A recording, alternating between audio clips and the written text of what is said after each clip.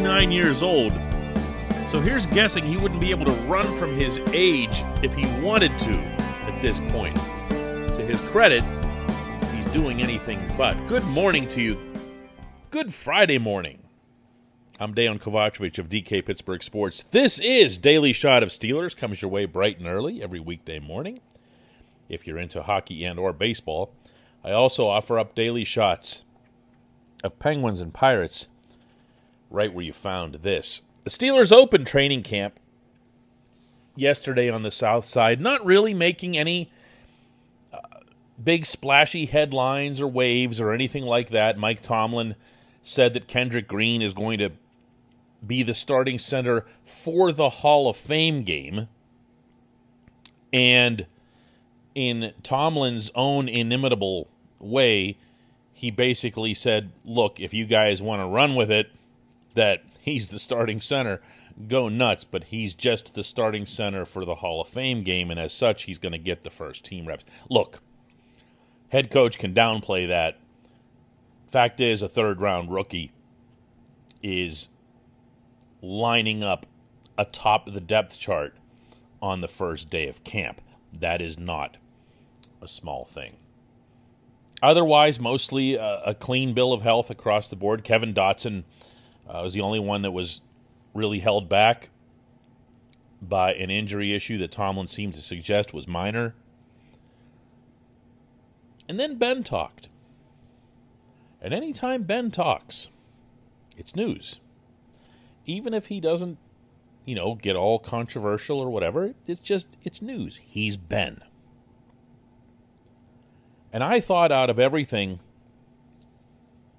that Ben discussed, the most intriguing, actually by a pretty broad margin, were the remarks that he made about the status of his conditioning, which is something that's come up an awful lot here in recent weeks. Here's the full context. Well, it helps that I haven't thrown 10,000 footballs in the offseason, Also, I think having the potential, I guess you never know, but the potential for a normal football season, three games in 12 days, whatever it was last year, that'll wear anybody down. So, I think just physically, I think I'll feel better just in terms of my arm. However, Ben did affirm independently that he's done some different things. And that in and of itself is, while it's not mega news or whatever, it's encouraging.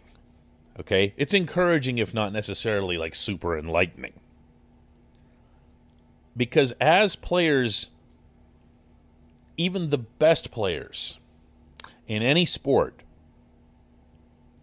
ascend into their later 30s, and some of them who even cross over into their 40s, everyone will attest to this, that athlete has different needs, that maintaining the same habits, the same conditioning level, even if they are superlative in the first place, doesn't work. When you hear, read, or see the stories about Tom Brady and his freakish fitness regimen and really freakish food regimen, you kind of understand, because Brady himself has acknowledged that it hasn't been just doing what he did when he was in his 20s or even in his 30s. He's had to do things differently. He's had to be, in some ways, lighter on his feet, because you do lose that mobility, and you need it to an extent. You don't just say, that's it, I'm going to be Kent Graham from now on. I have lost my mobility, and I am just going to plant my feet right here in this spot and make plays as a quarterback. You still do have to move. And we've seen that Brady, when he needs to move, he will move. He will still try to make something happen, even if that's nothing more than avoiding a sack and getting the ball out of bounds.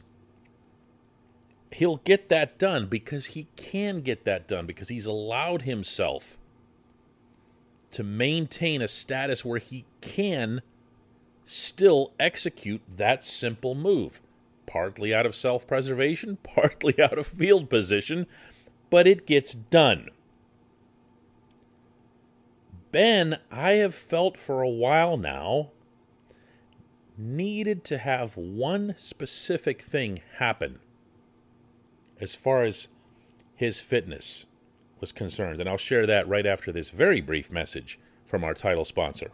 At Point Park University in the heart of downtown Pittsburgh, they understand there's no substitute for real-world experience and career-building connections. Their innovative curriculum engages students with distinctive experiential learning opportunities. Point Park's pioneering co-op program empowers qualified students to work in full-time, paid positions with their corporate partners while earning college credits. Visit pointpark.edu/works to learn more. Career ready. That's the point. Point Park University. I am not Ben Roethlisberger's personal trainer, nor do I claim to be. However, I feel comfortable in saying that watching Ben from afar, back in the 2018 season, the little part of the 2019 season that he played, and then last year, it has felt to me as if he could benefit from being a little lighter. That's going to sound like criticism of his conditioning. It's not. It's not. As I said earlier, you get older, you got to adjust. You got to do things a little bit differently. And where Ben is concerned, I've felt like he's stapled himself unnecessarily at times. He didn't need to do it. But he kind of accepted that, well, this is how it is, and I'm not the Ben being Ben guy anymore. From when I was a kid and I was running around and busting up defenses by holding on to the ball forever and having my receivers come back to me and all that other stuff that we loved about the young version of Ben, that just wasn't going to be there, so this is it. This is how it's going to be from now on. He's just going to stand in the pocket and make things happen. Stand in the shotgun and make things happen. Ben has needed to get more nimble. That involves way more than just saying needs to lose weight. There's tons that goes into this sort of thing. The enhancement of what's called the quick twitch muscles, for example. These are the things that shortstops work on in baseball. Reaction muscles. Muscles that you usually don't even work out,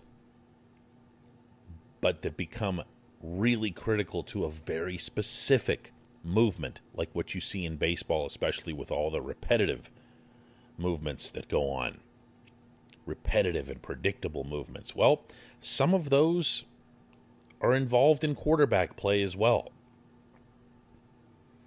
And the more fit that Ben could get, the better a fit he'll be specifically for this Matt Canada offense, because he is going to have to line up under center. He is going to have to execute play action. He is going to have to roll out occasionally. I'm talking about designed rollouts, not run for your life rollouts.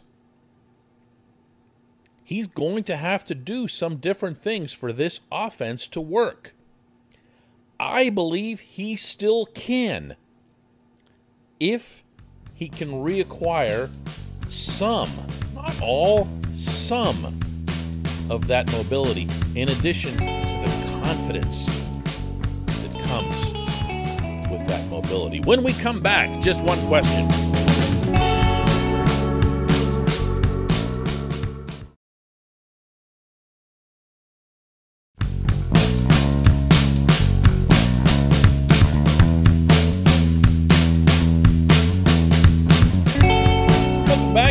Just one question, and that's brought to you always by our good friends at Lawrence, Garvin, Kelly, George. That's LGKG, personal injury law firm. that's here to help people who've been hurt in car accidents, who filed for workers' comp or medical malpractice.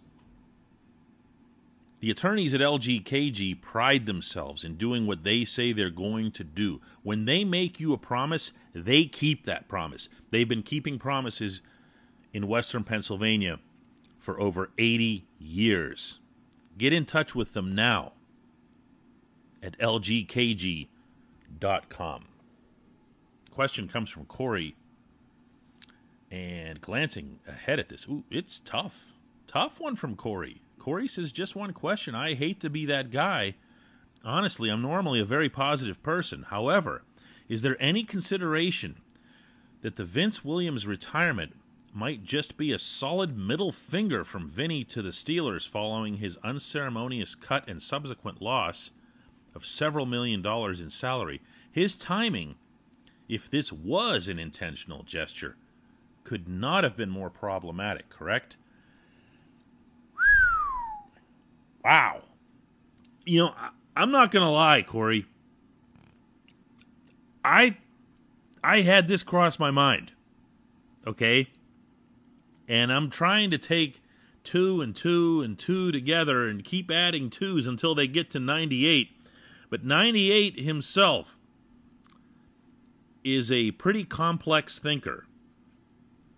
If you bring up a subject with Vinny, no matter what the subject is, he's going to dive 7 layers deep into that thing and rip it to the bone to try to come up with his own independent thought on it. So far be it from me to try to assign what Vinny might have been thinking. Vinny has yet to put out a statement of any kind, which in and of itself is not all that Vinny-like. And ever since he re-signed with the Steelers, taking the pay cut that you reference from $4 million to $1 million, the only real commentary that he made on that was on Twitter, in which he said that he'd lost $3 million, but at least he had found Christ. Now, I don't know to what extent Vinny has taken on additional religious devotion, beliefs, or whatever. I don't know that, and I definitely wouldn't care to comment on that in one direction or the other. However, your point about the timing of it and how it could not possibly have been more problematic is accurate. It's accurate. It's the day before training camp.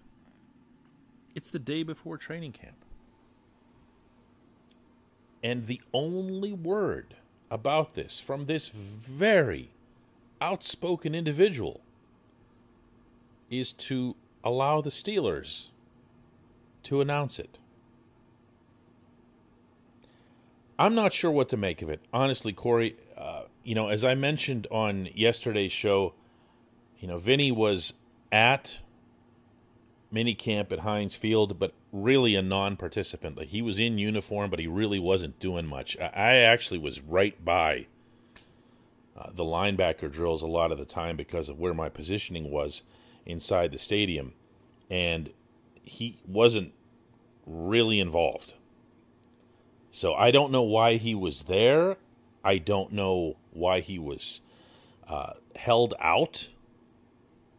If he was, in fact, held out, I don't know that he was hurt, because Mike Tomlin steadfastly refused throughout that session to give any sort of injury updates because, in his words, I don't have to, which actually he doesn't that time of year.